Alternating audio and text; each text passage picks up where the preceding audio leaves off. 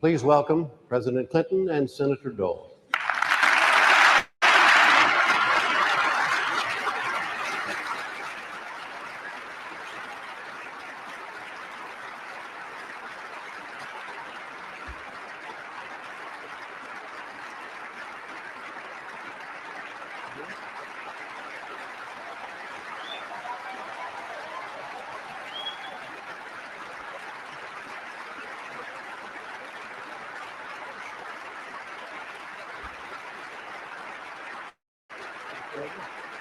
President.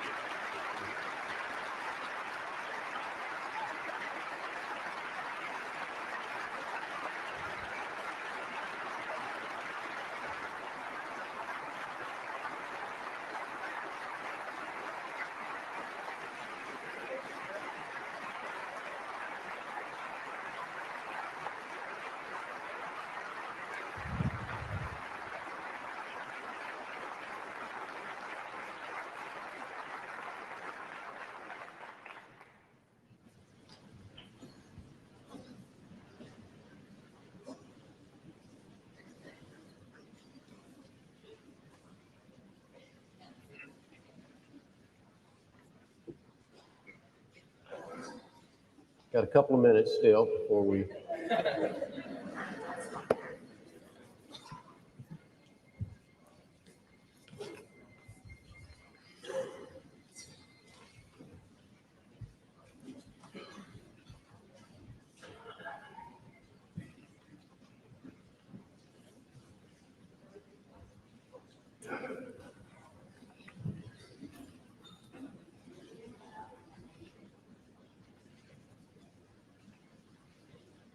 Trade notes.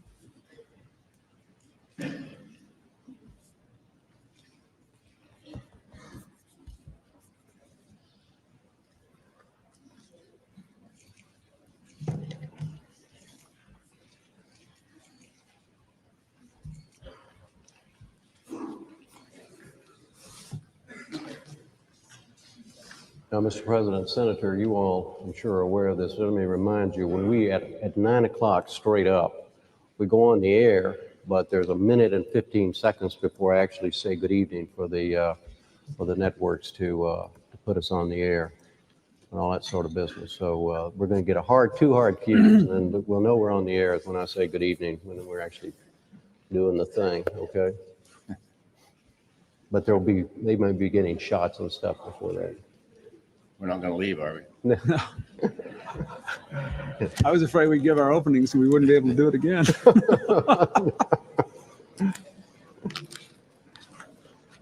The audio works, by the way. That's good. Good. Yeah, everything checks out. Pictures are coming out all right. Everything's fine.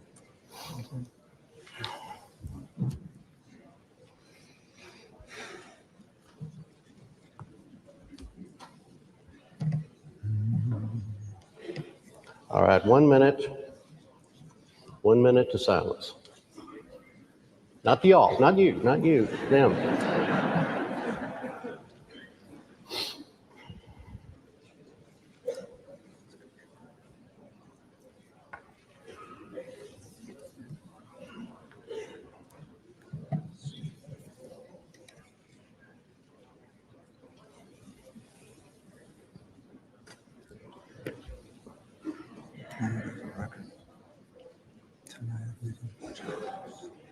Rising incomes.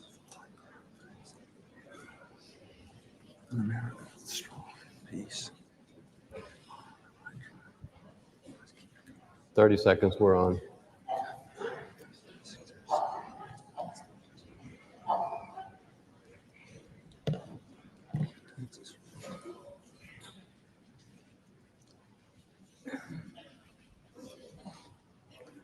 Good evening from the Bushnell Theater in Hartford, Connecticut. I'm Jim Lara of the NewsHour on PBS. Welcome to the first of the 1996 presidential debates between President Bill Clinton, the Democratic nominee, and Senator Bob Dole, the Republican nominee. This event is sponsored by the Commission on Presidential Debates. It will last 90 minutes following a format and rules worked out by the two campaigns. There will be 2-minute opening and closing statements. In between, a series of questions, each having 3 parts: a 90-second answer, a 60-second rebuttal, and a 30-second response. I will assist the candidates in adhering to those time limits with the help of a series of lights visible to both. Under their rules, the candidates are not allowed to question each other directly. I will ask the questions. There are no limitations on the subjects. The order for everything tonight was determined by coin toss. Now, to the opening statements and to President Clinton. Mr. President. Thank you, Jim, and thank you to the people of Hartford, our hosts. I want to begin by saying again how much I respect Senator Dole and his record of public service, and how hard I will try to make this campaign and this debate one of ideas, not insults. 4 years ago, I ran for president at a time of high unemployment and rising frustration. I wanted to turn this country around with a program of opportunity for all, responsibility from all, and an American community where everybody has a role to play. I wanted a government that was smaller and less bureaucratic, to help people have the tools to make the most of their own lives. 4 years ago, you took me on faith. Now, there's a record. 10.5 million more jobs, rising incomes, falling crime rates and welfare rolls, a strong America at peace. We are better off than we were 4 years ago. Let's keep it going. We cut the deficit by 60%. Now let's balance the budget and protect Medicare, Medicaid, education, and the environment. We cut taxes for 15 million working Americans. Now let's pass the tax cuts for education and child rearing, help with medical emergencies and buying a home. We passed family and medical leave. Now let's expand it so more people can succeed as parents and in the workforce. We passed 100,000 police, the assault weapons ban, the Brady Bill. Now let's keep going by finishing the work of putting the police on the street and tackling juvenile gangs. We passed welfare reform. Now let's move 1 million people from welfare to work. And most important, let's make education our highest priority so that every 8-year-old will be able to read, every 12-year-old can log on to the internet, every 18-year-old can go to college. We can build that bridge to the 21st century, and I look forward to discussing exactly how we're going to do it.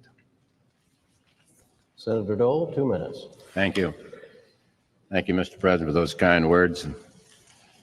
Thank the people of Hartford, the Commission, and all those out here who may be listening or watching.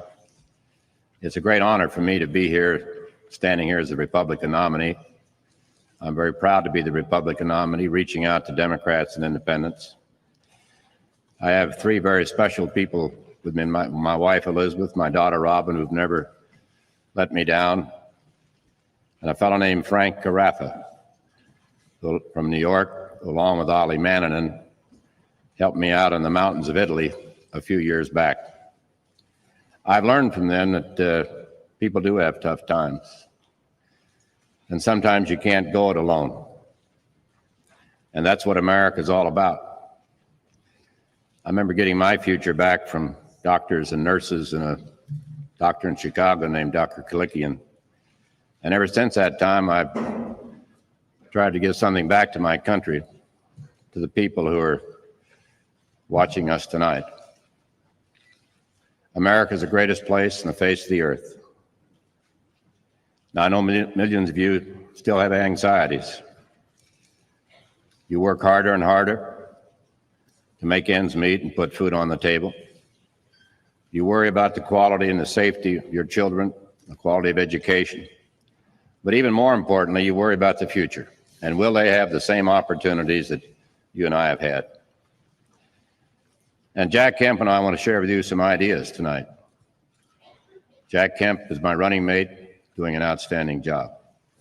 Now, I'm a plain-speaking man, and I learned long ago that your word was your bond. And I promise you tonight that I'll try to address your concerns and not try to exploit them. It's a tall order, but I've been running against the odds for a long time. And again, I'm honored to be here this evening. Mr. President, first question. There's a major difference in your view of the role of the federal government and that of Senator Dole. How would you define the difference? Well, Jim, I believe that the federal government should give people the tools and try to establish the conditions in which they can make the most of their own lives. That, to me, is the key. And that leads me to some different conclusions from Senator Dole. For example, we have reduced the size of the federal government to its smallest size in 30 years. We've reduced more regulations, eliminated more programs than my two Republican predecessors. But I have worked hard for things like the family and medical leave law, the Brady bill, the assault weapons ban, the program to put 100,000 police on the street. All these are programs that Senator Dole opposed that I supported because I felt they were a legitimate effort to help people make the most of their own lives.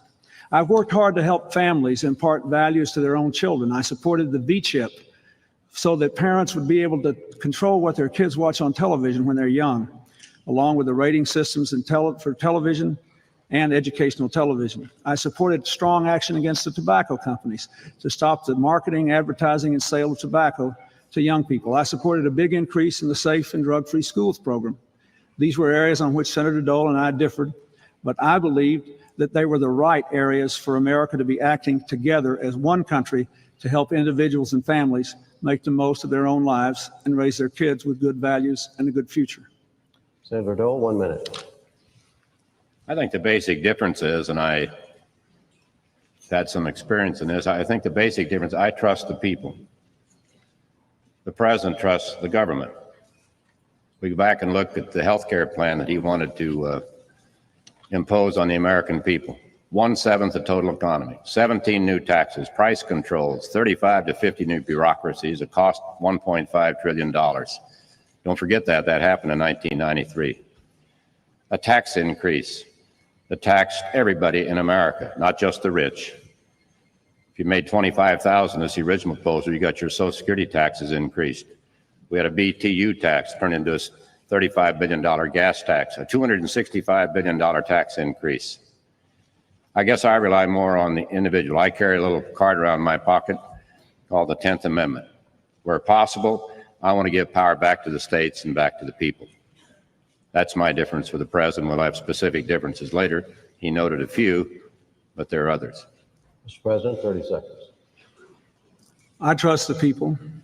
We've done a lot to give the people more powers to make their own decisions over their own lives. But I do think we are right when we try to, for example, give mothers and newborns 48 hours before they can be kicked out of the hospital, ending these drive-by deliveries. I think we were right to pass the Casabon-Kennedy bill, which says you can't lose your health insurance just because you change jobs or because someone in your family's been sick. Our government is smaller and less bureaucratic and has given more authority to the states than its two predecessors under Republican presidents, but I do believe we have to help our people get ready to succeed in the 21st century. Senator Dole, the president said in his opening statement, we are better off today than we were 4 years ago. Do you agree? Well, he's better off than he was 4 years ago. I agree with that. That's right. Yeah. Thank you. And I may be better off 4 years from now, but I don't know. I look at the slowest growth in a century. He inherited a growth of 4.7, 4.8%. Now it's down to about 2.4%. We're going to pass 1 million bankruptcies this year for the first time in history. We've got stagnant wages. In fact, women's wages have dropped 2.2%. Men's wages haven't gone up, gone down. So we have stagnation. We have the highest foreign debt in history. And it seems to me that if you take a look, are you better off? Well, I guess some may be better off. Saddam Hussein is probably better off than he was 4 years ago. Rene Preval is probably better off than he was 4 years ago. But are the American people? They're working harder and higher and harder and paying more taxes.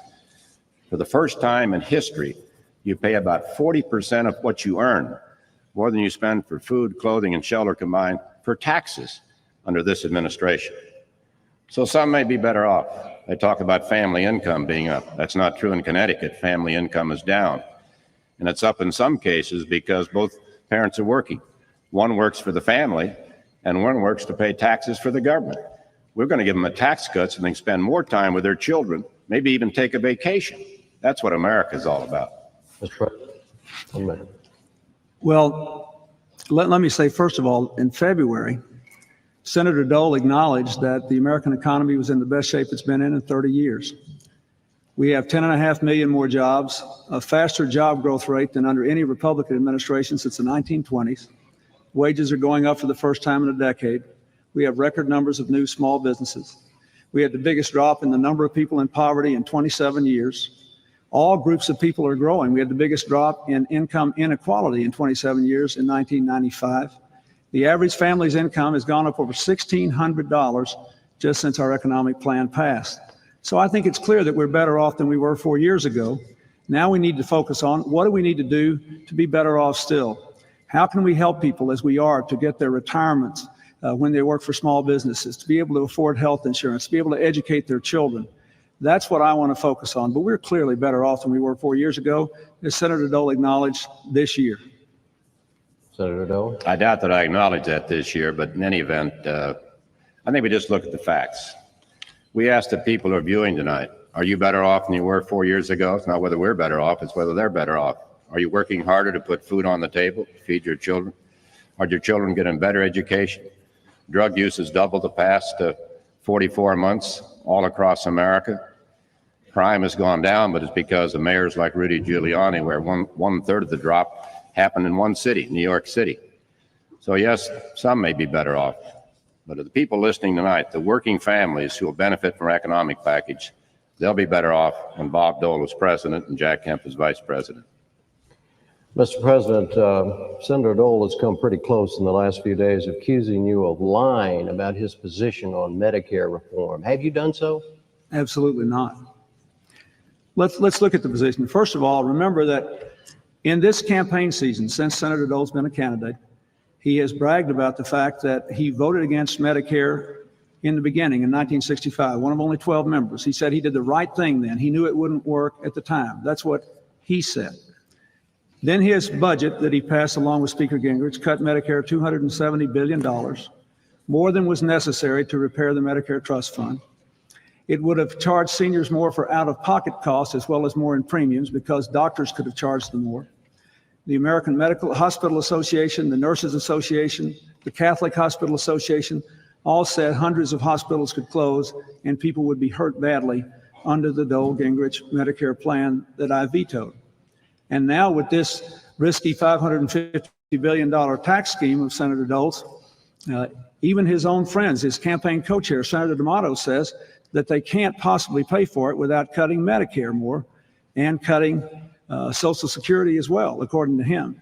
Now, my balanced budget plan adds 10 years to the life of the Medicare Trust Fund, 10 years.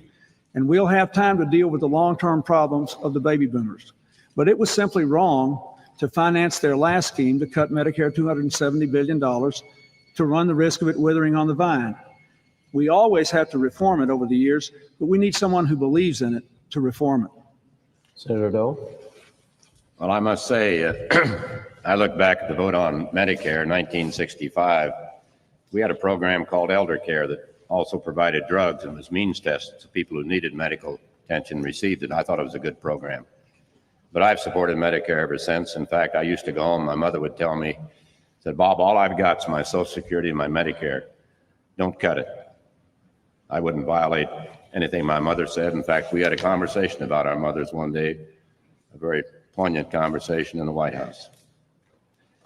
I'm concerned about health care. I've had the best health care in government hospitals, Army hospitals, and I know it's important, but we got to fix it. It's his trustees, the president's trustees, not mine, who say it's going to go broke. He doesn't fix it for 10 years. We ought to appoint a commission just as we did in Social Security in 1983 when we rescued Social Security, and I was proud to be on that commission, along with Claude Pepper, the champion of senior citizens in Florida. And we can do it again if we take politics out of it. Stop scaring the seniors, Mr. President. You've already spent $45 million scaring seniors and tearing me apart. I think it's time to have a truce. Well, let me say, first of all, I'd be happy to have a commission deal with this, and I appreciate what Senator Dole did on the 83 Social Security Commission. But it won't be possible to do if his tax scheme passes, because even his own campaign co-chair, Senator D'Amato, says he'll have to cut Medicare even more than was cut in the bill that I vetoed. I vetoed that bill because it cut more Medicare and basically ran the risk of breaking up the system. My balanced budget plan puts 10 years on the Medicare. We ought to do that. Then we can have a commission. But Senator Dole's plans are not good for the country. Senator Dole, speaking of your tax plan, do you still think that's a good idea, the 15% across the board tax cut? Oh, yes, and you'll be eligible. And so will Me too? So will the former president. Yes. That's good. I need it. Well, the people need it. That's the point. This is not a Wall Street tax cut. This is a family tax cut. This is a Main Street tax cut. 15% across. Let's take a family making $30,000 a year. That's $1,261. Now, maybe some in this Bushnell Memorial, not a lot of money, but people watching tonight with a couple of kids, a working family, that's 4 or 5 months of daycare, maybe a personal computer. It may be 3 or 4 months of mortgage payments. This economic package is about families, but it's a 6-point package. First of all, it's a balanced budget amendment to the Constitution, which President Clinton defeated. He twisted arms and got 6 Democrats to vote the other way. We lost by 1 vote. It's balancing the budget by the year 2002. It's a tax cut, cutting capital gains 50%. So you can go out and create more jobs and more opportunities. It's a state tax relief. It's a $500 per child tax credit. It's about litigation reform. Now the president gets millions of dollars from the trial lawyers if I didn't like this provision. In fact, when I fell off that podium in Chico, before I hit the ground, I had a call on my cell phone from a trial lawyer saying, I think we got a case here. So, and it's also regulatory reform. So it's a good package, Mr. President. We'd like to have your support. Mr. President? Well, here's the problem with it. It sounds very good, but there's a reason that 500 economists, including 7 Nobel Prize winners, and business periodicals like Business Week, and even Senator Dole's friend, Senator Warren Rudman, former Republican senator from New Hampshire, says it is not a practical program. It's a $550 billion tax scheme that will cause a big hole in the deficit, which will raise interest rates and slow down the economy and cause people to pay more for home mortgages, car payments, credit card payments, college loans, and small business loans. It's not good to raise the deficit. We've worked too hard to lower it. It'll actually raise taxes on 9 million people, and in addition to that, it will force bigger cuts in Medicare, Medicaid, education, and the environment than the ones that he and Mr. Gingrich passed that I vetoed last year. So it sounds great, but our targeted tax cut for education, child rearing, health care, and home buying, which is paid for in my balanced budget plan, something that he has not done, certified by the Congressional Budget Office, that's the right way to go. Senator Dole? The president wants to increase spending 20% over the next 6 years. I want to increase spending 14%. That's how simple it is. I want the government to pinch pennies for a change instead of the American families.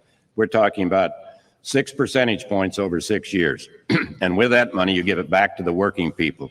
You also provide opportunity scholarships so low-income parents will have the same choice that others have in sending their children to better schools.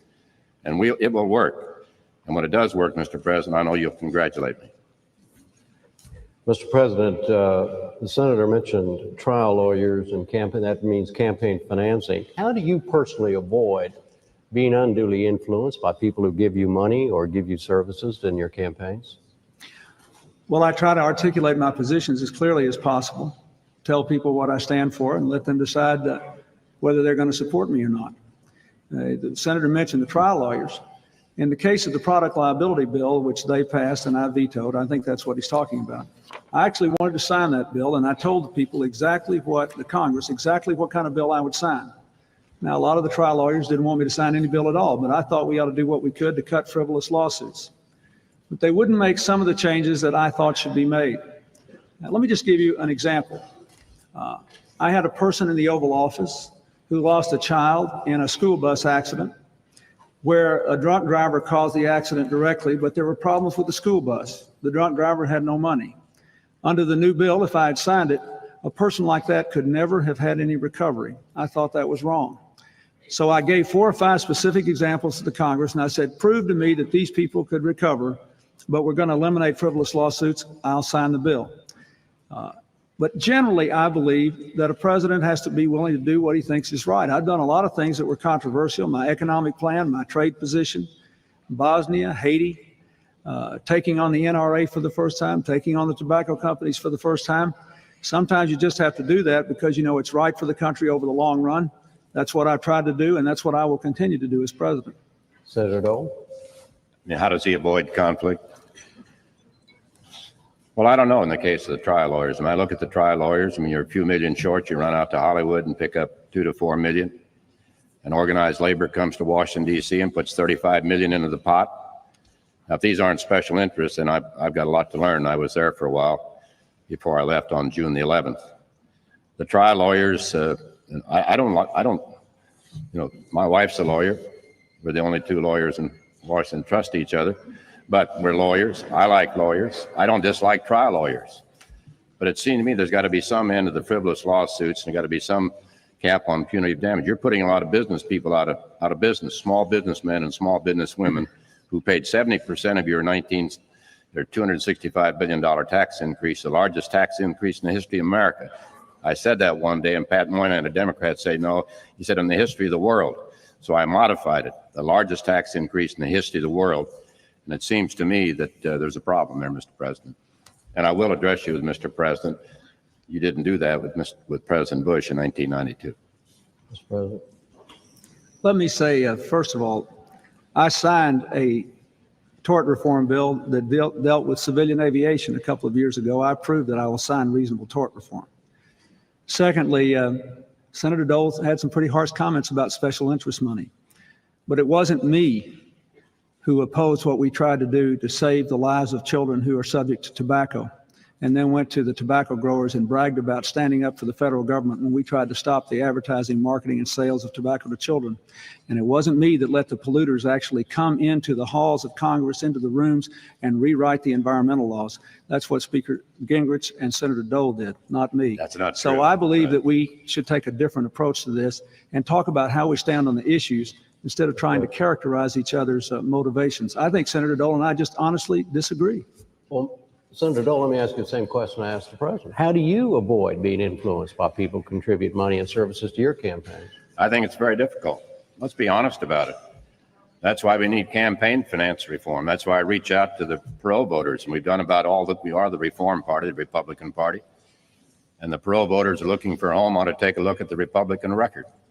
Whatever it is, whatever the checklist was in '92, it's all done but campaign finance reform. I worked with Senator Mitchell, who played me, I guess, in the debate warm-up. We tried 6 or 8 years ago. He appointed 3 people. I appointed 3 people to get campaign finance reform. We couldn't get it done because it wasn't enforceable. You suggested a commission. Newt Gingrich did. I've suggested that at least 4 or 5 years ago. We have a commission on campaign finance reform. They sent it to Congress, and we have to vote it up or down. That's how it works. We're never going to fix it by the parties because Democrats want a better advantage themselves. We want a better advantage as Republicans, and that's not how it's going to work. But I want to touch on this tobacco thing. I know the president's been puffing a lot on that. But I want to go back to 1965. That was my first vote against tobacco companies when I said we ought to label cigarettes, and I've had a consistent record ever since 1965. We passed a bill in 1992 that encouraged the states to adopt programs to stop kids from smoking. All 50 states did it. It took 3.5 years. It wasn't until election year, Mr. President, you ever thought about stopping smoking.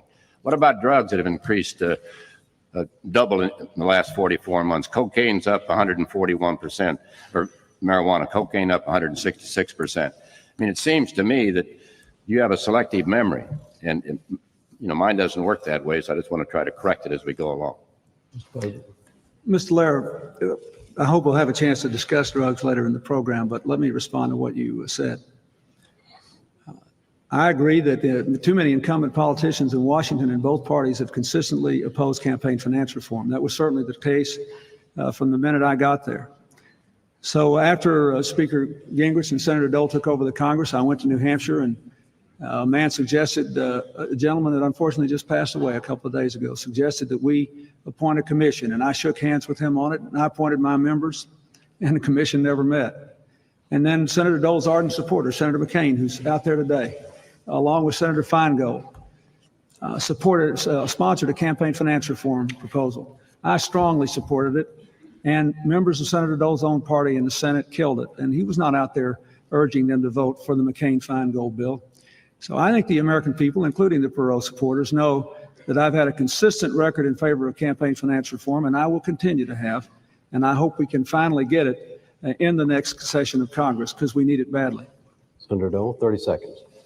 Well, on campaign reform itself, we're going to get it when we have a bipartisan commission. Take it out of politics, get people who don't have any interest in politics, but understand the issue, and let them make a recommendation to Congress. No, we're not kidding anybody, Mr. President.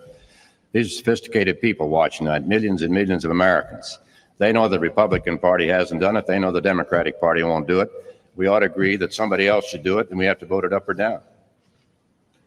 Mr. President, the senator mentioned drugs. He's suggested in the past that you bear some responsibility for the rise in drug use of teenagers in the United States. Is he right? Well, Jim, I think every American in any position of responsibility should be concerned about what's happened. I am. But let's look at the overall record. Overall in America, cocaine use has dropped 30% in the last 4 years, casual drug use down 13%. The tragedy is that our young people are still increasing their use of drugs, up to about 11% total with marijuana. And I regret it. Let me tell you what I tried to do about it.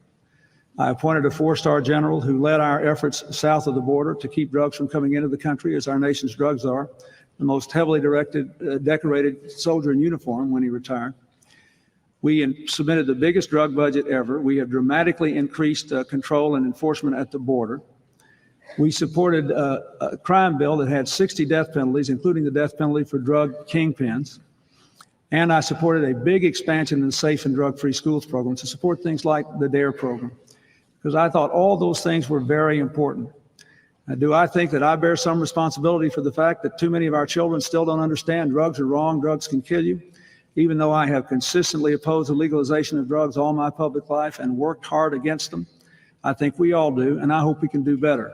I don't think this issue should be politicized, because my record is clear, and I don't think Senator Dole supports youth using drugs. I think we just have to continue to work on this until those who think it isn't dangerous and won't kill them and won't destroy their lives get the message and change. Senator?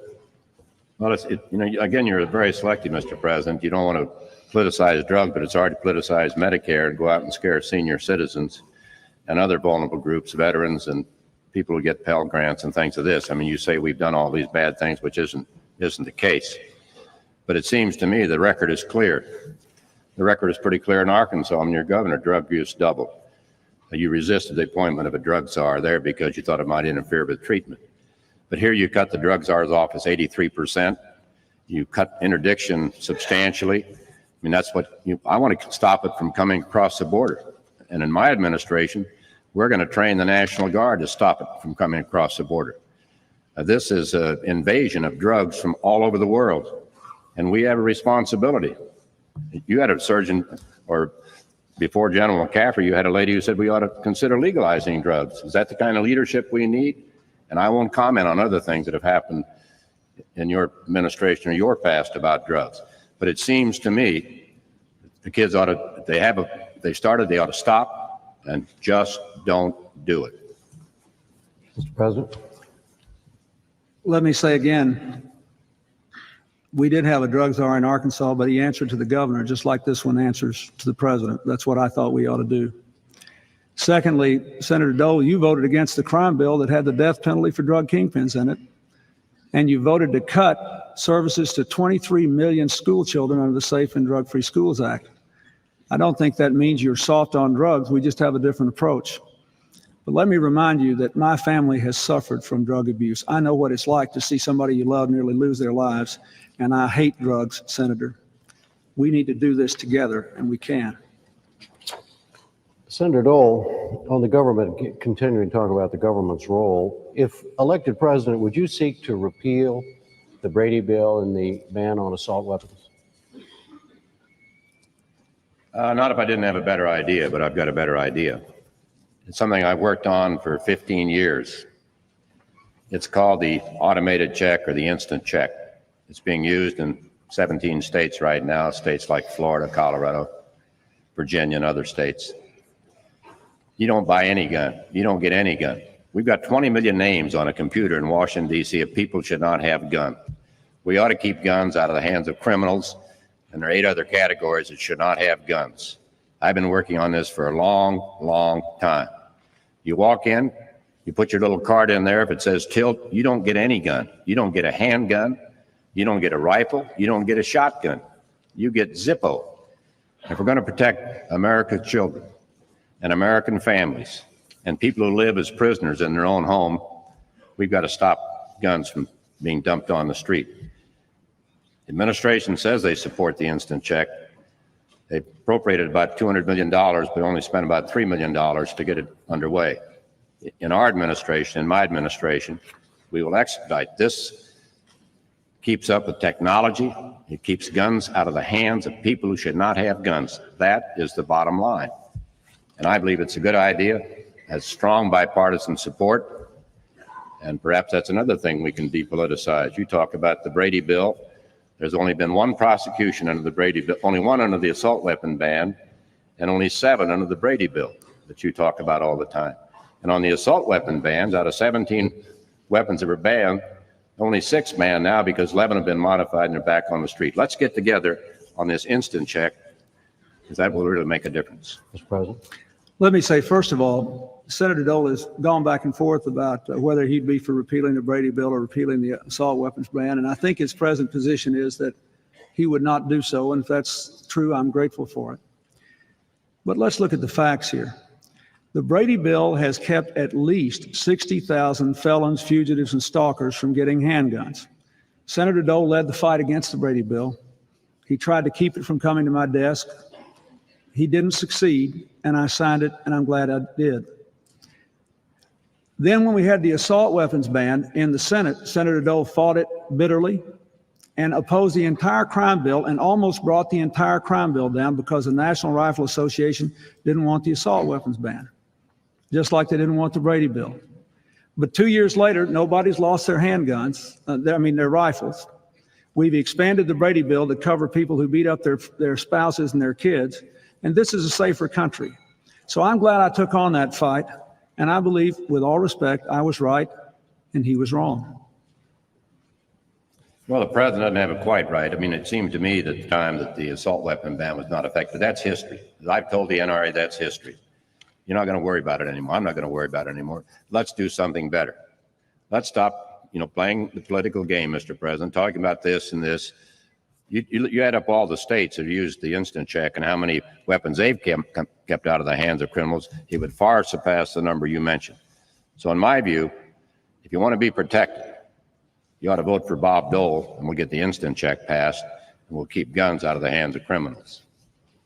Mr. President, Senator Dole said the other day that you practiced a photo-op foreign policy that has lessened the credibility of the United States throughout the world. Is he wrong about that? If that's what he said, he's not right about that. Look at where we are today. The United States is still the indispensable nation in the aftermath of the Cold War and on the brink of the 21st century. I have worked to support our country as the world's strongest force for peace and freedom, prosperity and security. We have done the following things. Number one, we've managed the aftermath of the Cold War, supporting a big drop in nuclear weapons in Russia, the removal of Russian troops from the Baltics, the integration of Central and Eastern European democracies into a new partnership with NATO, and I might add, with a democratic Russia. There are no nuclear missiles pointed at the children of the United States tonight and have not been in our administration for the first time since the dawn of the nuclear age. We have worked hard for peace and freedom. When I took office, Haiti was governed by a dictator that had defied the United States. When I took office, the worst war in Europe was waging in Bosnia. Now there's a democratically elected president in Haiti, peace in Bosnia. We've just had elections there. We made progress in Northern Ireland, in the Middle East. We've also stood up to the new threats of terrorism, the proliferation of weapons of mass destruction, organized crime, And we have worked hard to expand America's economic presence around the world with the biggest increase in trade, with the largest number of new trade agreements in history. That's one of the reasons America's #1 in auto production again. Senator? Well, I have a different view. Again, I've supported President on Bosnia, and I think we were told the troops would be out in a year. Now I understand it's been extended till sometime next year. But let's start with Somalia, where they dragged Americans through the streets and where 18 Americans were killed one day because they were pinned down for 8 hours, the Rangers. They didn't have the weapons. They didn't have the tanks. They asked for the tanks. They didn't get the tanks from this administration because we were nation building. It's called mission creep. We turn it over to the United Nations. The president didn't have much to do about it. Look at Haiti, where we spent about $3 billion. We got an alarm call there about 2 weeks ago. You got to send down some more people because the president found out there are death squads in his own property. So we need more protection from America. Bosnia, Northern Ireland, there's no ceasefire in Bosnia. I think there's still lots of problems in Bosnia. We agreed to train and arm the Muslims so they could defend themselves. The policy you had when you ran in 1992, we haven't done that. We're way behind, which means Americans can't come home. Americans shouldn't have gone there in the first place had we let them defend themselves, as they have a right to do under Article 57 of the United Nations Charter. Mr. President? First of all, I take full responsibility for what happened in Somalia, but the American people must remember that those soldiers were under an American commander when that happened. I believe they did the best they could under the circumstances, and let's not forget that hundreds of thousands of lives were saved there. Secondly, in Haiti, political violence is much, much smaller than it was. Thirdly, in Bosnia, it's a virtual miracle that there has been no return to war, and at least there has now been an election, and the institutions are beginning to function. In Northern Ireland and the Middle East, we are better off than we were 4 years ago. There will always be problems in this whole world, but if we're moving in the right direction and America is leading, we're better off. Senator Dole, if elected president, what criteria would you use to decide when to send U.S. troops into harm's way? Well, after World War I, we had a policy of disengagement. Then from World War I to World War II, we had sort of a compulsory engagement policy. Now I think we have to have a selective engagement policy. We have to determine when our interests are involved, not the United Nations interests. And many of the things the president talked about, he turned over to the United Nations. They decided. He's deployed more troops than any president in history around the world. It's cost us billions and billions of dollars for peacekeeping operations. But these are facts. And it seems to me that when you make a decision, the decision is made by the President of the United States, by the Commander-in-Chief. He makes that decision when he commits young men or young women who are going to go around and defend our liberty and our freedom. That would be my position. Then I'm going to have a top-down review at the Pentagon, not a bottom-up review where you all fight over how much money is there. I want a top-down review to determine what our priorities are and what we should do in defense, and then follow that policy instead of this bottom-up review with all the services fighting for the money. The president said he was going to cut defense $60 billion. He cut defense $112 billion, devastated states like California and others. And I think now we've got a problem. We've got to go back and look. It's just like you said in Texas one day, you raised taxes too much, and you did. And you cut defense too much, Mr. President, and you did. And you may have said that too.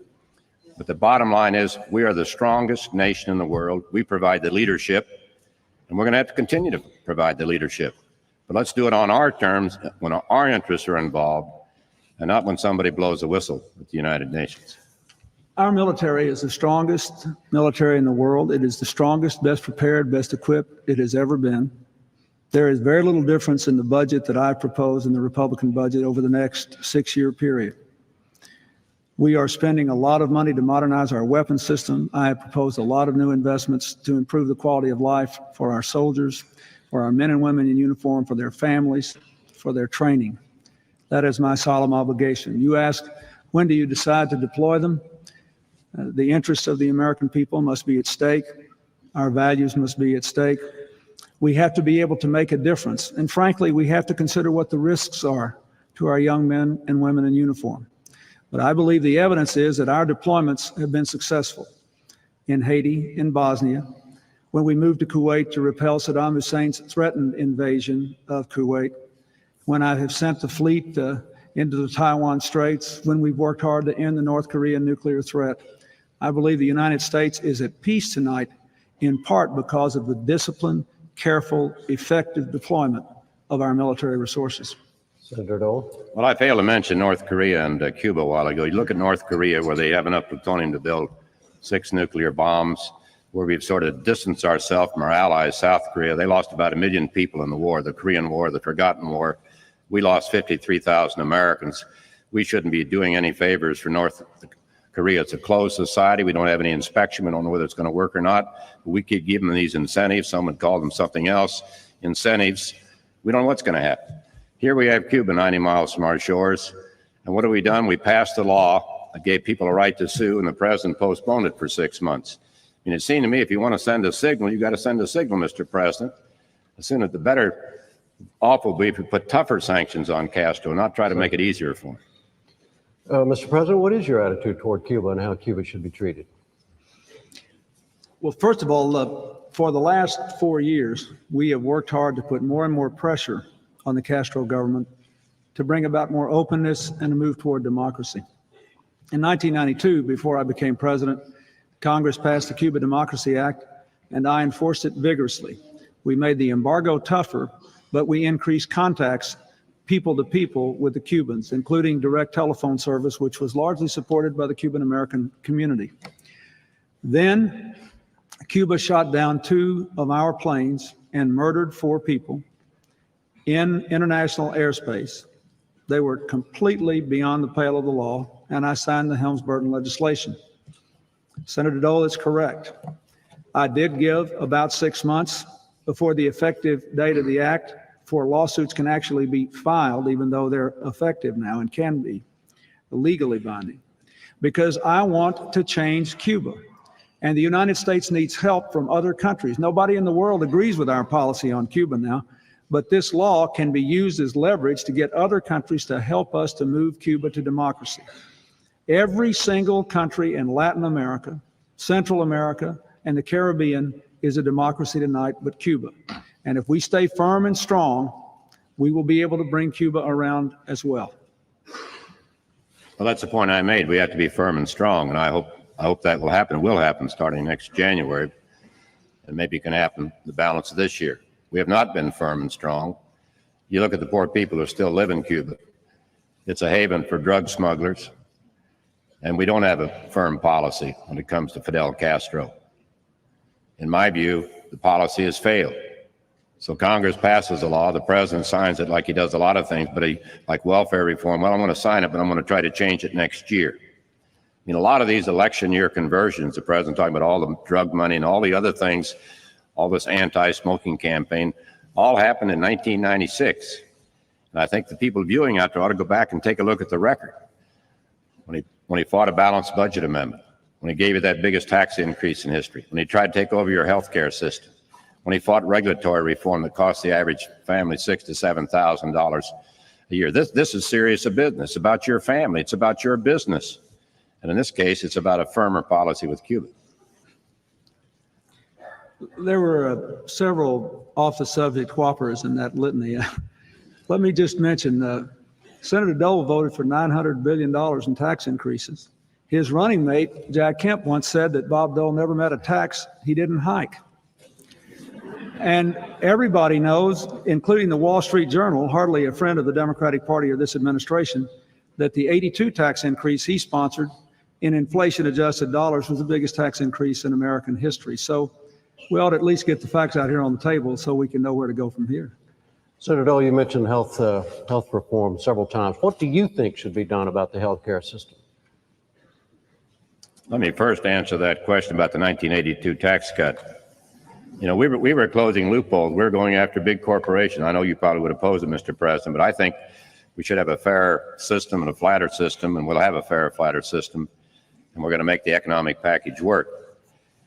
Healthcare, well, we finally passed the Casabon bill. The president was opposed to it in 1993. He wanted to give us this big system that took over about 1/7 the economy, that put on price controls, created all these state alliances.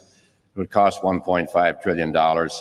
and force people into managed care, whether they want it or not. Most people want to see their own doctor. They're going to see their own doctor when Bob Dole is president. We won't threaten anybody. So we passed the Kennedy bill.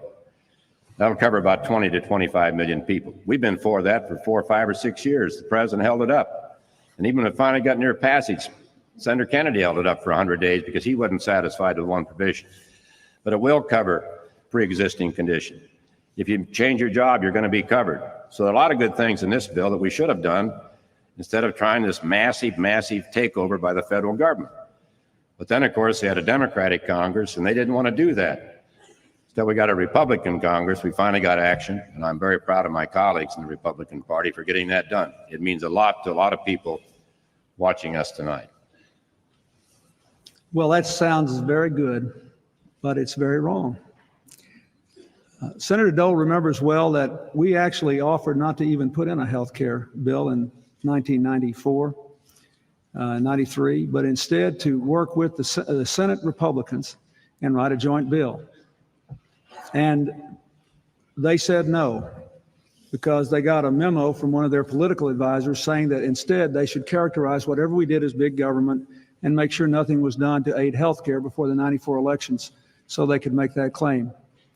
Well, maybe we bit off more than we could chew, but we're pursuing a step-by-step reform now. The Kennedy-Kassebaum bill that I signed will make it possible for 25 million people to keep their health insurance when they change jobs or somebody in their family's been sick.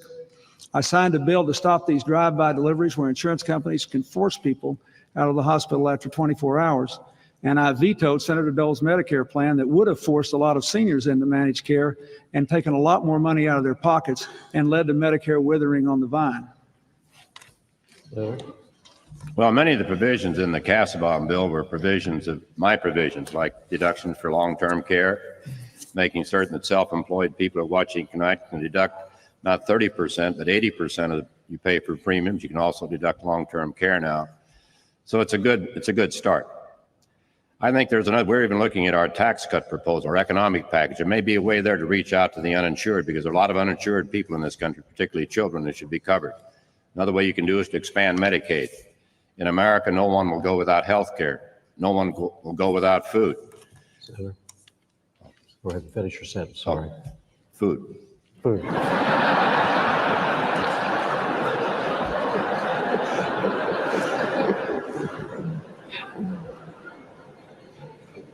Back to foreign affairs for a moment, Mr. President. Are you satisfied with the way you handled this last Iraq crisis and the end result? Well, I believe that we did the appropriate thing under the circumstances. Saddam Hussein is under a UN resolution not to threaten his neighbors or repress his own citizens.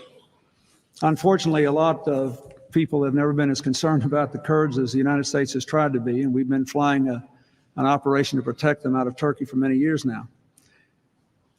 What happened was one of the Kurdish leaders invited him to go up north. But we felt, since the whole world community had told him not to do it, that once he did it, we had to do something.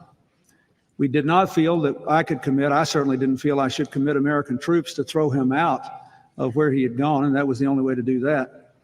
So the appropriate thing strategically to do was to reduce his ability to threaten his neighbors. We did that by expanding what's called the no-fly zone, by increasing our allies' control of the airspace, now from the Kuwait border to the suburbs of Baghdad. Was it the right thing to do? I believe it was. Is it fully effective? Did it make him withdraw from the north? Well, he has a little bit, and I hope he will continue. We have learned that if you give him an inch, he'll take a mile. We had to do something, and even though not all of our allies supported it at first, I think most of them now believe that what we did was an appropriate thing to do. Senator Dole. Well, the president's own CIA director says that Saddam is stronger now than he was. And I don't understand extending the no-fly zone in the south when the trouble was in the north. And what we've done during the Bush administration, the Kurds were at the State Department negotiating, trying to work their differences out.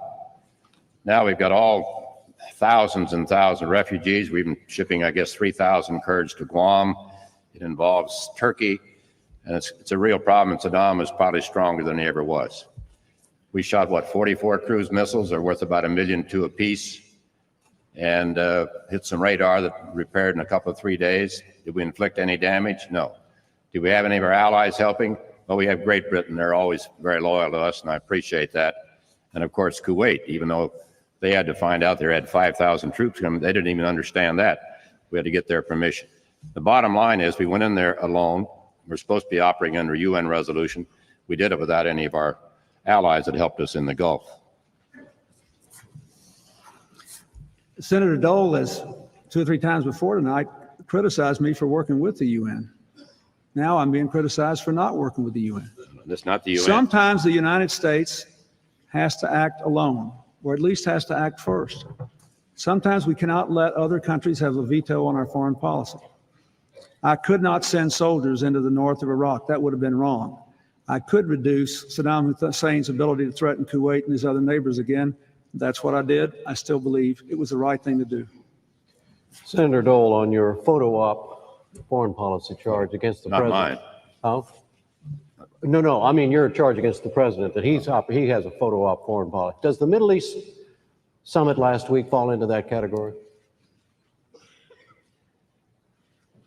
Well, there were some good pictures, but does it fall in that category? I don't know. I want to be very serious. I've supported the president when I thought he was right on Bosnia. I supported him on NAFTA and GATT. So it's not that we always disagree. Others disagreed with us. The Mideast is very difficult. But it seemed to me, just as an observer, that before you'd call somebody to America, you'd have some notion what the end result might be. Maybe it's better just to get together and sit down and talk. Maybe that was the purpose. And I know talks have started again today. But again, it's almost like an ad hoc foreign policy. It's ad hoc. It's sort of, well, we get up in the morning and read the papers, and what country's in trouble, we'll have a meeting. To me, that's not the strategy that I think that people expect from America. I think we have lost credibility. And I say this very honestly, without any partisanship. We've lost credibility around the world. Our allies they're not certain what we're going to do, what our reaction, what our response is going to be. Nobody suggested sending troops to Iraq, if that was the hint there from the president. But I do think that Saddam Hussein is stronger than he was. And I do believe that he didn't gain a great deal in the Mideast by bringing 3 of the 4 leaders. One refused to come to Washington, D.C. We have a very consistent policy in the Middle East. It is to support the peace process, to support the security of Israel, and to support those who are prepared to take risks for peace. It is a very difficult environment. The feelings are very strong. There are extremists in all parts of the Middle East who want to kill that peace process. Prime Minister Rabin gave his life because someone in his own country literally hated him for trying to bring peace. I would like to have had a big organized summit, but those people were killing each other rapidly. Innocent Arab children, innocent Israeli people, they were dying.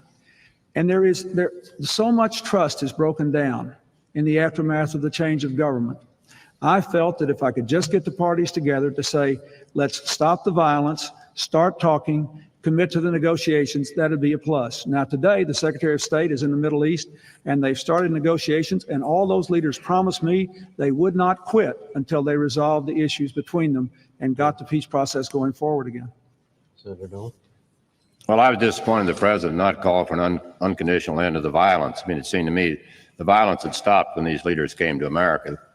The killing and the tragedies had taken place, and it's unfortunate. And it is a difficult area, no doubt about it.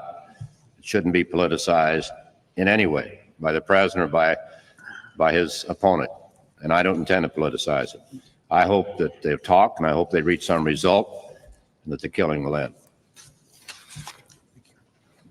Mr. President, in your acceptance speech in Chicago, you said the real choice in this race is, quote, whether we build a bridge to the future or a bridge to the past, about whether we believe our best days are still out there or our best days are behind us, about whether we want a country of people all working together or one where you're on your own, end quote.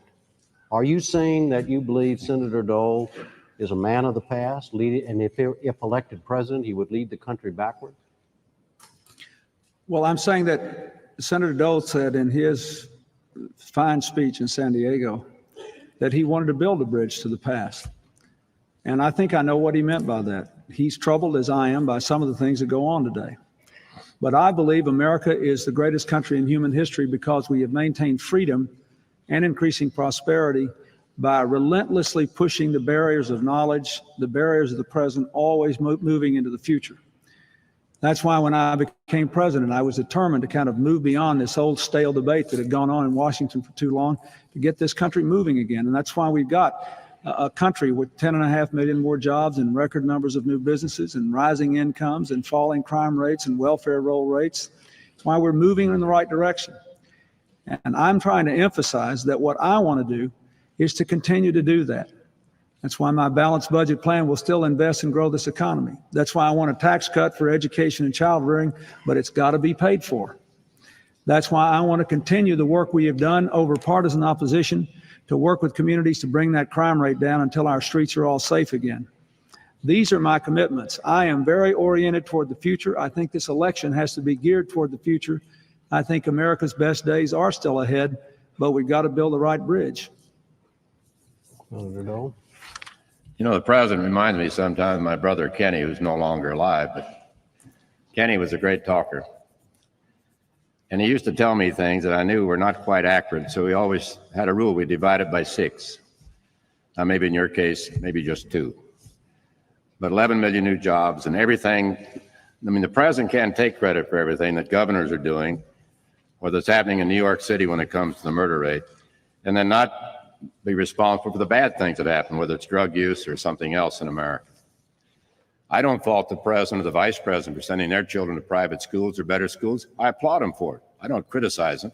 But why shouldn't everybody have that choice? Why shouldn't low-income Americans and low-middle-income Americans? I'm excited about it. It's going to be a big, big opportunity for a lot of people. Let me say, first of all, I'm all for students having more choices.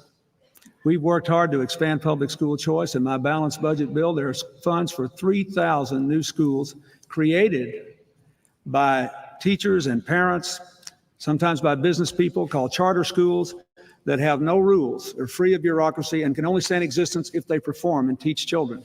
The ones that are out there are doing well. What I'm against is Senator Dole's plan to take money away from all the children we now help with limited federal funds and help far fewer. If we're going to have a private voucher plan, that ought to be done at the local level or the state level. But Senator Dole has consistently opposed federal help to education. He voted against student loans. He voted against my improved student loan plan. He voted against the National Service Bill, against the Head Start bill. He voted against our efforts in safe and drug-free schools. He has voted against these programs. He does not believe it. That's the issue. 90% of our kids are out there in those public schools, and we need to lift their standards and move them forward with the programs like those I've outlined in this campaign. I better correct the president. I don't know what time it is, but it's probably getting late. But I want to correct the president. All these things I voted against, they were probably part of some big package that had a lot of pork in it, or a lot of things we shouldn't have had, and we probably voted no. I've supported all the education program. I've supported Head Start. I think we ought to look at it. So I don't want anybody out there to think that we've just been voting no, no, no. Let's give low-income parents the same right that people with power and prestige have in America, and let them go to better schools. Let's turn the schools back to the teachers and back to the parents and take it away from the National Education Association. Mr. President, what's wrong with the school choice proposal? I support school choice. I support school choice. I have advocated expansions of public school choice alternatives, and I said the creation of 3,000 new schools that we are going to help the states to finance. But if you're going to have a private voucher plan, that ought to be determined by states and localities where they're raising and spending most of the money. I simply think it's wrong to take money away from programs that are helping build basic skills for kids. 90% of them are in the public schools. To take money away from programs that are helping fund the school lunch program, that are helping to fund the other programs that are helping our schools to improve their standards. Our schools are getting better, and our schools can be made to be even better still with the right kind of community leadership and partnership at the school level. I have been a strong force for reform. And Senator, I remind you that a few years ago when I supported teacher testing law in my home state, I was pretty well lambasted by the Teachers Association. I just don't believe we ought to be out there running down teachers and attacking them the way you did at the Republican convention. I think we ought to be lifting them up and moving our children forward. And let me just say, that budget you passed that I vetoed would have cut 50,000 kids out of Head Start. It would have eliminated the AmeriCorps plan, and it would have cut back on student loans and scholarships. Now, it would have. That's a fact. That's one of the big reasons I vetoed it. We need to be doing more in education, not less. Well, the AmeriCorps program, I must say, if that's one of your successes, I wouldn't speak about it too loudly. It's cost about $27,000 to pay people to volunteer. We've got 4 million young people volunteering every year. The number hasn't gone down. And you pick out 20,000, whether they need the money or not, and they get paid for volunteering. I like young people. I like teachers. I'm a product of public schools. You attended a private school for some time in your life. I like teachers. But you're not for school choice. You can't be for school choice, because this is that special interest money again. When you get 99.5% of the money, we don't know what happened to the other 0.5%. We're looking for it. Somebody got it. But it all went to Democrats.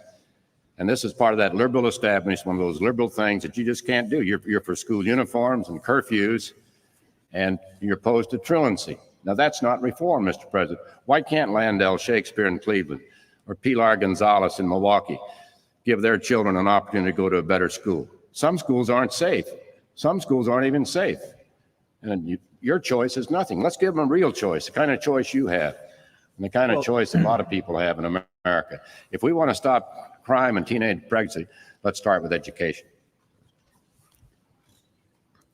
First of all, Senator Dole, let's set the record straight. I was able for 2 years when I was a very young boy to go to a Catholic school, but I basically went to public schools all my life. And I've worked hard for a long time to make them better. 90% of our kids are there. It's amazing to me. You are all for having more responsibility at the local level for everything except schools, where we don't have very much money at the federal level to spend on education. We ought to spend it helping the 90% of the kids that we can help. If a local school district in Cleveland or any place else wants to have a private school choice plan like Milwaukee did, let them have at it. I might say the results are highly ambiguous, but I want to get out there and give a better education opportunity to all of our children. And that's why I vetoed the budget that you passed with $30 billion in education cuts. It was wrong, and my plan for the future is better. Senator Dole, at the Republican convention, you said the following, and I quote, "It is demeaning to the nation that within the Clinton administration, a core of the elite who never grew up, never did anything real, never sacrificed, never suffered, and never learned, should have the power to fund with your earnings their dubious and self-serving schemes," end quote. Whom precisely and what precisely did you have in mind? I had precisely in mind a lot of the people who were in the White House and other agencies who've never had any experience, who came to Washington without any experience. They're all very liberal, of course. They wouldn't be in the administration. And their idea was that they knew what was best for the American people. Now, I feel very strongly about a lot of things. I feel strongly about education.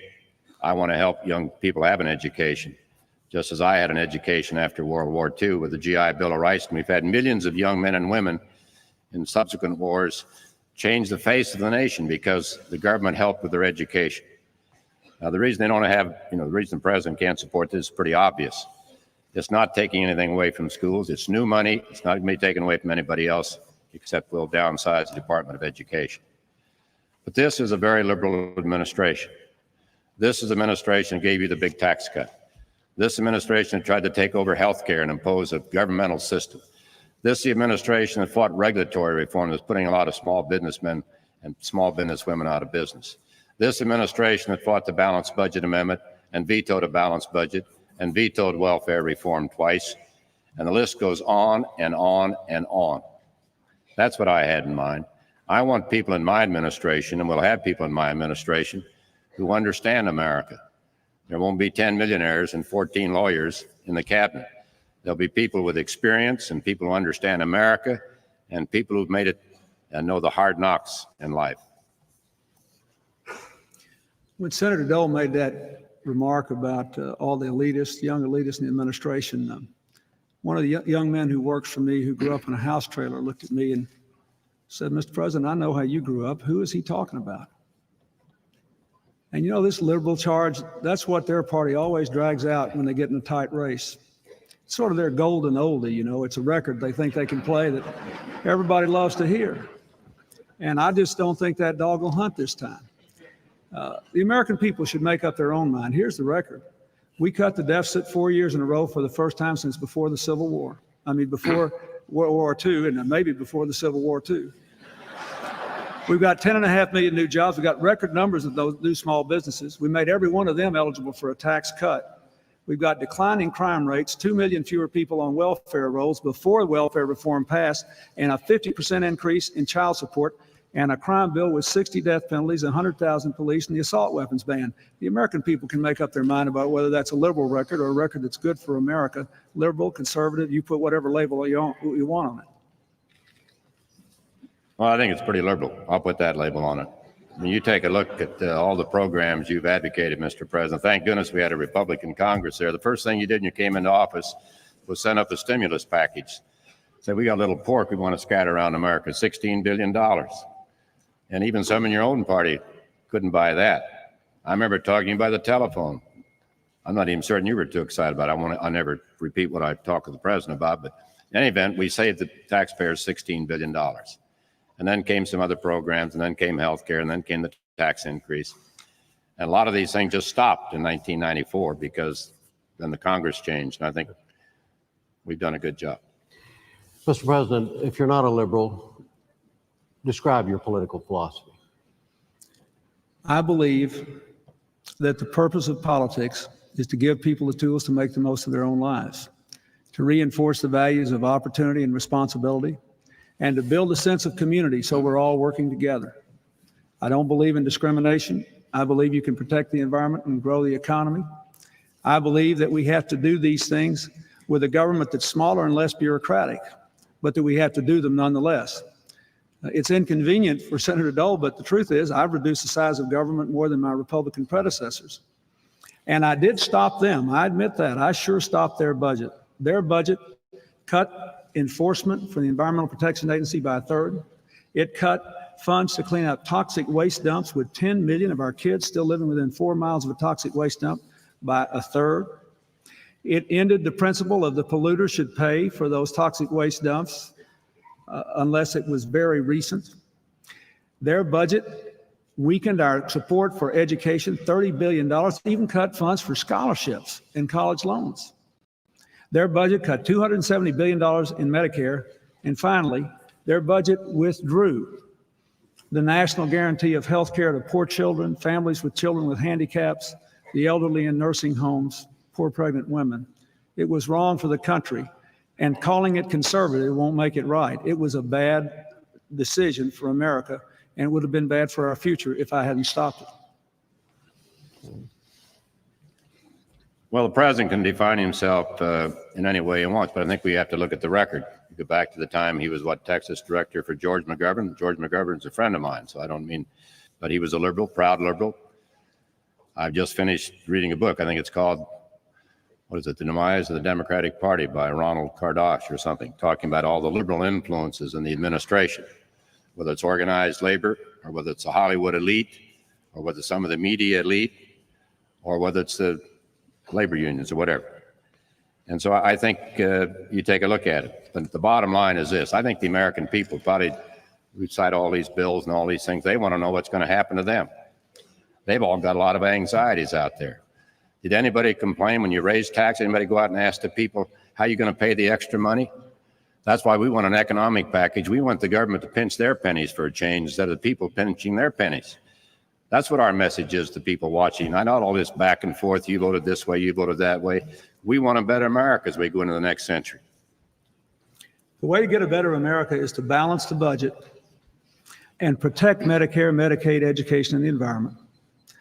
To give a targeted tax cut, and let me talk about the education tax cut, to let people have a $10,000 deduction for the cost of college tuition in any year, any kind of college tuition. To give families a tax credit, a dollar for dollar reduction in their taxes for the cost of a typical community college, so we can open that to everybody. And then to let people save in an IRA and withdraw from it without a tax penalty for education, home buying, or medical expenses. That's the right way to go into the 21st century, balance the budget and cut taxes, not balloon with this $550 billion tax scheme. Senator Dole, we've talked mostly now about differences between the two of you that relate to policy issues and that sort of thing. Are there also significant differences in the more personal area that are relevant to this election? Let me say first on the president's promise for another tax cut. I mean, I've told people as I travel around, all you got the tax cut he promised last time, vote for him in '96. And not many hands go up. So the question, would you buy a used election promise from my opponent? The people want economic reform. They're having a hard time making ends meet. You got one parent working for the government, the other parent working for the family. And this is important business. This is about getting the economy moving again. This is about American jobs and opportunities. It's about the government, as I said before, pinching its pennies for a change instead of the poor taxpayer. When they raise your taxes, nobody runs around asking people, where are you going to get the extra money? I think the government can do better. Are there personal differences? That are relevant to this Well, election? my blood pressure is lower and my weight, my cholesterol, but I will not make health an issue in this campaign. So I think he's a bit taller than I am, but I think there are personal differences. I mean, I don't like to get into personal matters. As far as I'm concerned, this is a campaign about issues. It's about my vision for America and about his liberal vision for America, and not about personal things. And I think his liberal vision is a thing of the past. I know he wants to disown it. I wouldn't want to be a liberal either, Mr. President, but you're stuck with it because that's your record. It's your record in Arkansas, the biggest tax increase in history, biggest crime increase in history, biggest drug increase in history in Arkansas. Mr. President? Well, just for the record, when I was governor, we had the lowest, second lowest tax burden of any state in the country, the highest job growth rate of any state when I ran for president, and we're widely recognized for a lot of other advances. But the important thing is, what are we going to do now? I think a targeted tax cut is better for our future, targeted to education and child rearing. With the rest of the education plan, hooking up all of our classrooms to the internet by the year 2000, making sure we've got an army of reading volunteers, trained people to teach with parents and teachers so that our 8-year-olds can learn to read, investing in our environment, cleaning up 2/3 of the worst toxic waste dumps. Those plans are better than this $550 billion tax scheme. Now, remember, folks, even Senator Dole's campaign co-chair, Senator D'Amato, says he's got to cut Medicare to pay for this. Everybody who's looked at it, 500 economists, 7 Nobel Prize winners say it's bad for the economy. It's going to blow a hole in the deficit, raise taxes on 9 million people, and require bigger cuts than the one I vetoed. Our plan is better. It'll take us into the future with a growing economy and healthier families. Well, I'm really encouraged to know of your renewed friendship with Al D'Amato, and I know he appreciates it. You didn't even have tax cuts in your budget, Mr. President, the first 2 years you were president. It wasn't until we had a Republican Congress you even thought about, you talked about tax cuts.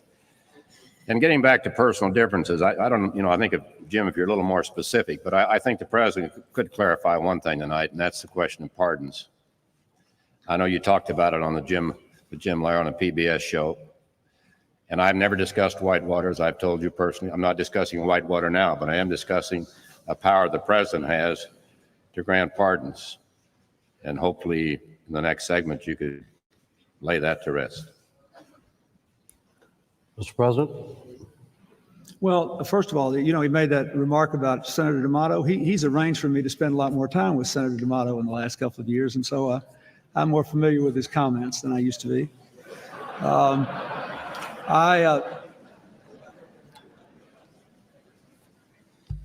Let me say what I've said already about this pardon issue. This is an issue they brought up. There's been no consideration of it, no discussion of it. I'll tell you this, I will not give anyone special treatment, and I will strictly adhere to the law. And that is what every president has done, as far as I know, in the past. But whatever other presidents have done, this is something I take seriously, and that's my position.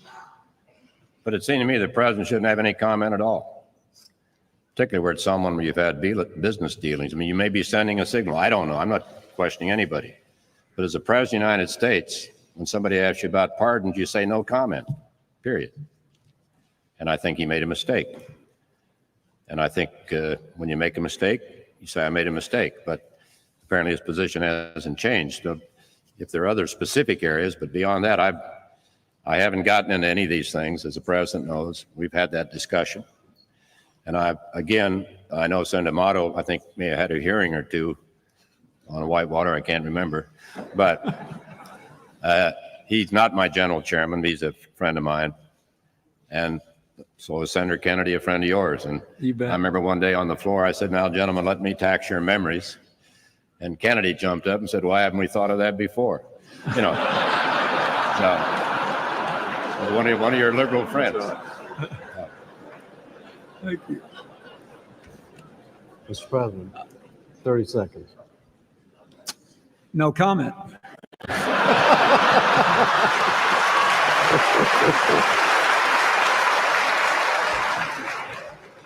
What's the subject matter? Senator Dole, if you could single out one thing that you would like for the voters to have in their mind about President Clinton on a policy matter or a personal matter, what would it be? Something to know about him, understand it, and appreciate it. See, if I say anything, it's going to be misconstrued. I don't think there's even a race between the two. It's about our vision for America. I happen to like President Clinton personally. I'm addressing him all evening with Mr. President. I said in 1992 he didn't extend that courtesy to President Bush. But I respect the presidency. I've served under a number of presidents. They all have their strengths and they all have their weaknesses. So I'd rather talk about my strengths. I think I have my strengths. I think the best thing going for Bob Dole is that Bob Dole keeps his word. It's a question between trust and fear. And I would say, I think, Mr. President, about all you've got going in this campaign is fear. You're spending millions and millions of dollars in negative ads frightening senior citizens. I know this to be a fact because I had one tell me last week, Senator, don't cut my Medicare. I'm trying to save your Medicare, just as I rescued Social Security with a bipartisan commission. I have relatives on Medicare. I used to sign welfare checks for my grandparents. I know all about poverty and all about need and all about taking care of people, and that's been my career in the United States Senate. And I'll keep my word on the economic package. If I couldn't cut taxes and balance the budget at the same time, I wouldn't look you in the eye tonight in your living room, wherever you may be, and say that this is good for America. People will tell you who served with Bob Dole would agree or disagree, he kept his word. That's what this race is all about. I'd like the American people to know that I have worked very hard to be on their side and to move this country forward, and we're better off than we were 4 years ago. But the most important thing is my plan for the 21st century is a better plan. A targeted tax cut, a real commitment to educational reform, a deep commitment to making welfare reform work with incentives to the private sector to move people from welfare to work. Now we have to create those jobs now that we're requiring people to go to work.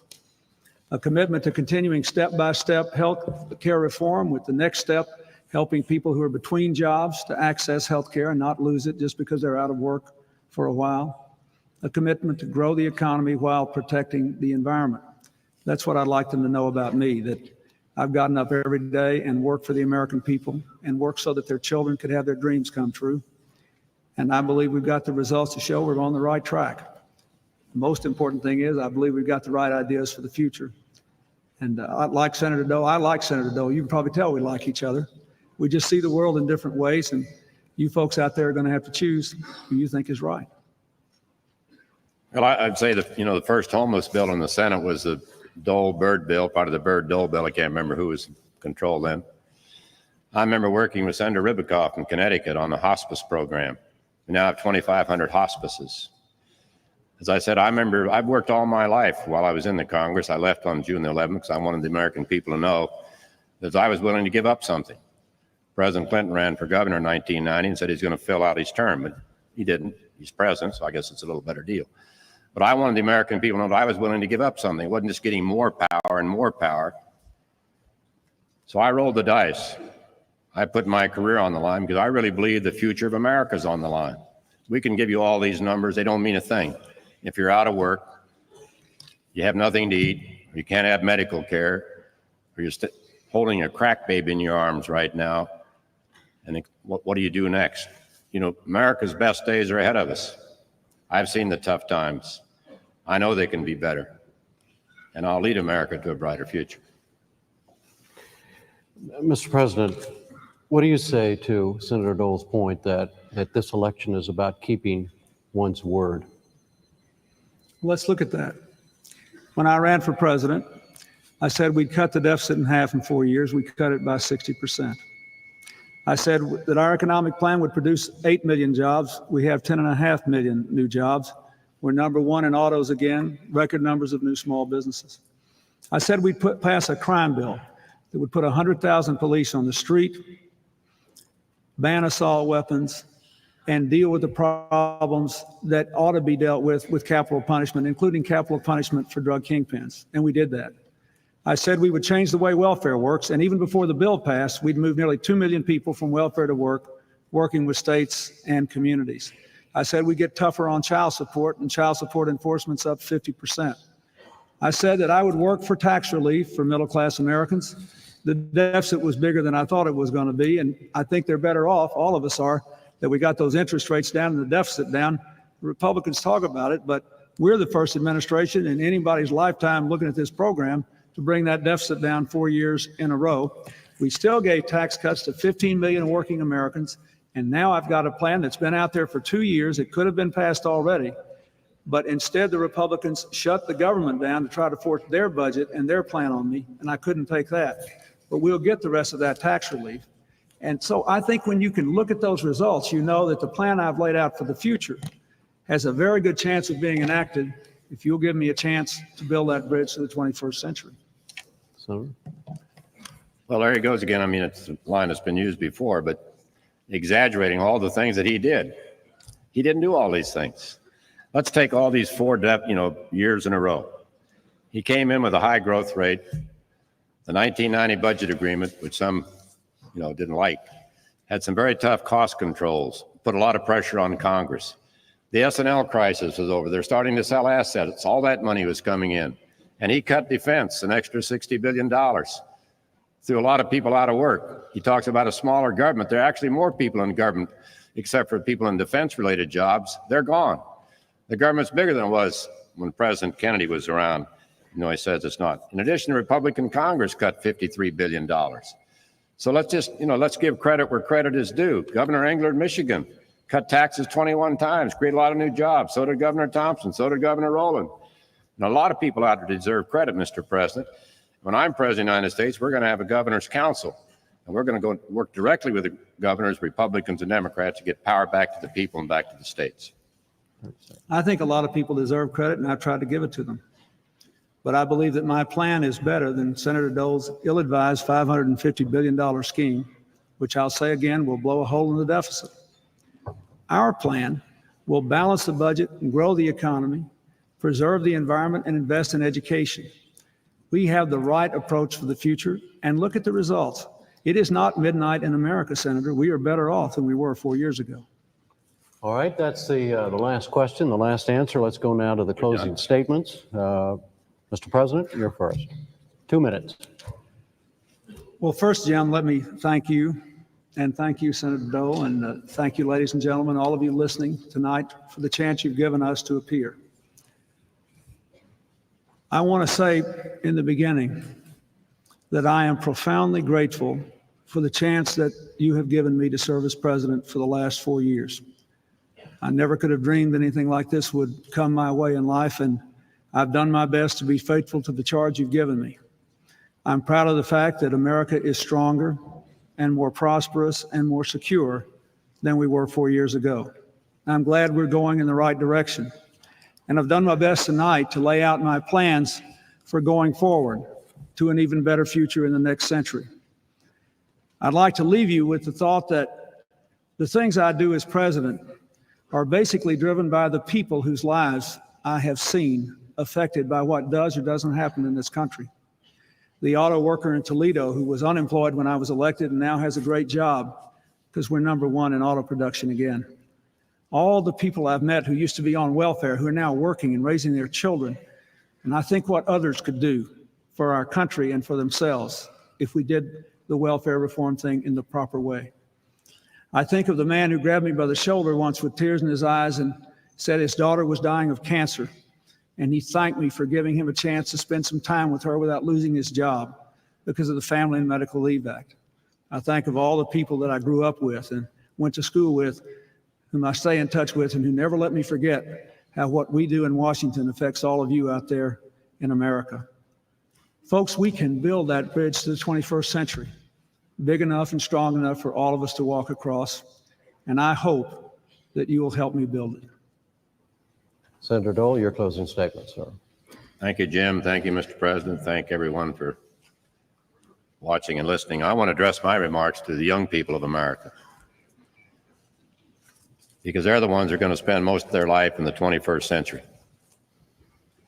They're the ones who have the challenges, and there are people out there making predictions that it's not going to be the same.